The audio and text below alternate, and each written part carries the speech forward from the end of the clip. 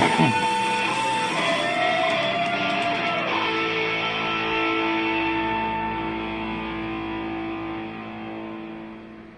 morning, ladies and gentlemen. Welcome back to the Shadow and Sun Show, and welcome back to, wow, I came up with a topic for another why we play the game, or maybe it could be how we play the game. I'm going to go with why we play the game. I'm actually going to do a series on it, like 5, maybe 8 segments. I got a brainstorm doing another live stream this morning. Thanks, Dean and James, for playing along, and Bloodworth, you helped out. You guys all three helped me get some thoughts flowing when it comes to, you guessed it, well, you got a hint from the title of the video, non-magical equipment. We were talking about books, and I'm like, there's a whole bunch of things I do in my games, especially at like the lower levels, or sometimes even at the higher levels, these little things, these little pieces of gear and equipment that make an adventurer's life easier. You're talking about the good old-fashioned Swiss Army knife and things like that. And I'm a real big fan of tools and equipment and gear, not just in games, but in the real world. And I've over the years picked up and acquired, and I have lists of things that I want to get for my adventures and things like that. And I was thinking back to the old days of 1E, when the Wilderness and Dungeoneer Survival Guide brought to us the proficiency slots, because this is the origin of sort of some of these ideas. And there was the weaponsmith and the bower and the Fletcher skills that on a natural 20 you could create a non-magical, the equivalent of a +1 weapon. And it actually its origins are even further back with the original samurai in Dragon Magazine, where the samurai katana, even though it's completely based on myth more than actual fact, the katanas, or some katanas, were so well made that they were considered, almost magical, because they were so sharp, and they would get these, like, the equivalent of weapons of quality, or something like that, to where there would be like a +1 non-magical item, so doing +1 to hit, +1 damage, which, on a D8 or so, it might not seem like a lot of damage, but it's the equivalent of, like +20% damage. But of course, my players figured out that, well, if you put, the 3 slots into weaponsmith, which would take some time to do, or you could literally do it at first level if you had the right profession, I think. Maybe not. But if you did that, well, what if you put extra slots or proficiencies in, because they were called slots, and you could do that, and you could put like 1 or 2 extra slots, which mathematically to us, we surmise that would mean that, let's say you put 2 slots in that weaponsmithing skill, and you made a katana, and you rolled a 20. Wouldn't that make it a +2? And it stood to reason that, sure, that kind of, jibes, that kind of makes mathematical sense. And if you were to put, even more slots, like say you were like a 15th level Kensei or something like that, and you just kept putting, every free slot you got in there, to the point where you'd put, like, say, 8 slots. If you'd roll a 20, that wouldn't that, or a 20, wouldn't that make it like technically +6? I capped it at 5, and no one ever got that far. But you could technically make a weapon that would be +5 quality. Crazy, right? But maybe that was actually part of the process of actually making a magic weapon, where they would start with a weapon of quality, and the higher quality it was would give that magic user a little bonus, on making it a higher plus weapon, so that instead of having to, cast multiple enchant weapons on it, you'd only have to enchant it once, and you get to keep the previous pluses because it was already that, or combining using, higher level ingredients, like in the Dungeon Master's Guide, how it tells you what materials a suit of armor is made out of. whereas the uh, +5 actually said, I think, that it was made with adamantine, uh, you know, metal. And of course, we all knew that meant adamantium, and they just didn't want to say that because they didn't want to get in trouble. Or maybe that was where Chris Claremont got his idea for Wolverine's claws. We'd have to, check the timelines and stuff like that. But the point is that there could be non-magical weapons that were better than your average store-bought wall hangers or your local blacksmith. Maybe that blacksmith once every 20 blades or 40 blades would make one that was exceptional, and that he might not even notice that that it was much better than just it was the best one I've made yet, but not realize that it was in fact worthy of not just a higher price, but some significant note and notoriety. So we used rules like that, as well as other little things like making new weapons and new shaped weapons, like the dagger I showed in the thumbnail.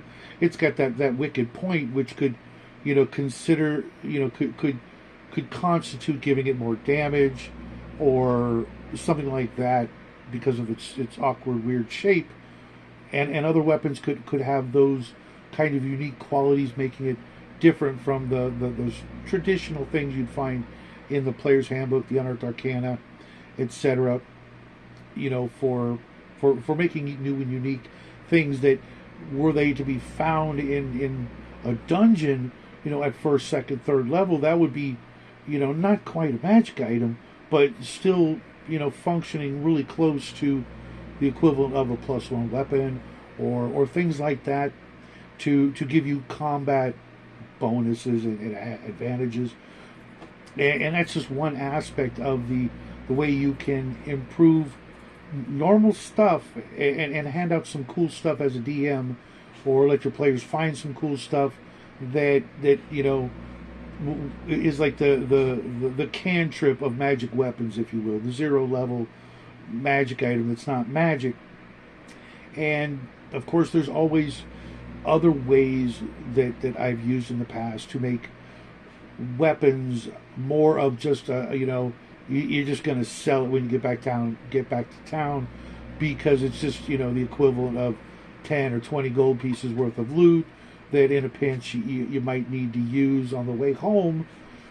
But then you can throw in things like weapons that used to belong to somebody important, and you found it, you could retrieve it and bring it back to said landowner or knight or noble, going, hey, I found your cousin's sword, I'm bringing it back to its rightful owner, we found it in a dungeon or whatever, and maybe get a reward, or maybe be looked upon favorably by the local gentry, knowing that, hey, you did something cool, maybe one day I'll be able to return the favor. Or maybe you found a weapon that was, for whatever reason, bejeweled or gilded or gilted and decorated with rubies and emeralds and things on the scabbard, the pommel, the hilt, etc., to make it it's not magical. It's not even any better than any other blade of its type functionally, but for show, like in Bloodworth's game, we had to have like our weapons done up, gussied up, because we're going into town and we had to look a certain part, so we'd have to actually spend money to have our gear churched up and to make it look like we were above our actual stations in life. And players can find things like that, where it says jewelry on the treasure tables, or gems, maybe the gems were meant to be fitted in a blade but never got around to it because the caravan got waylaid by goblins.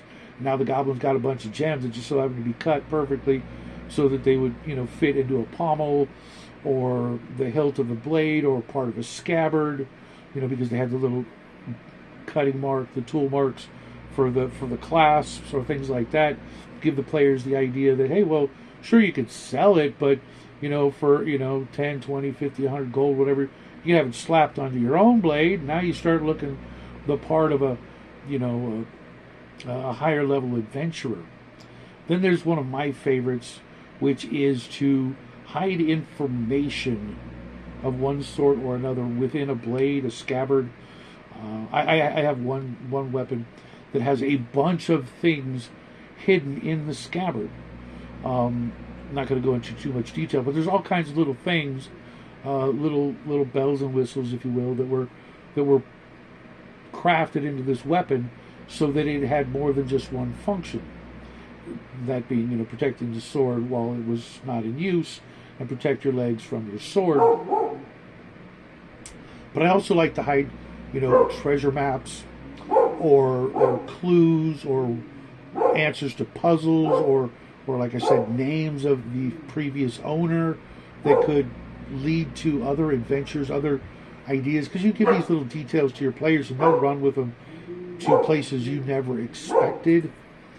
And then there's the last one that I like to use every once in a while. I usually use this for magical items, magical weapons, but sometimes that weapon is actually a key. Imagine the dagger I showed in the thumbnail, thrust into a small crevice or you know, aperture for a doorway, and only that blade will open the door because it's been specially designed so that blade acts as the key to open up said door. Your normal thieves' tools and picks and things like that, I've got mine here, they're not very long. You know, they fit in a little pouch like this, and even back in the day they wouldn't be much bigger than this. Maybe something like a, you know, a tool shaped something like this, about this much mass, you know, materials. That's not going to have the same effect. You know, if you needed that particular dagger that I showed to thrust in and twist to open the door, there's no way you're going to do that with traditional thieves' picks and tools. You need something much bigger. Maybe you could try using a regular dagger, if you could get it to fit. You just happen to have one that's close, combined with some tools. Maybe you could get it to work, but you know, there's no reason why you can't, as a DM, say only that key is going to work. Just sorry, you can't do it with your regular tools. The person who designed the lock knew, maybe they were a thief themselves and knew what another thief would have on hand to try to pick said lock or open such door.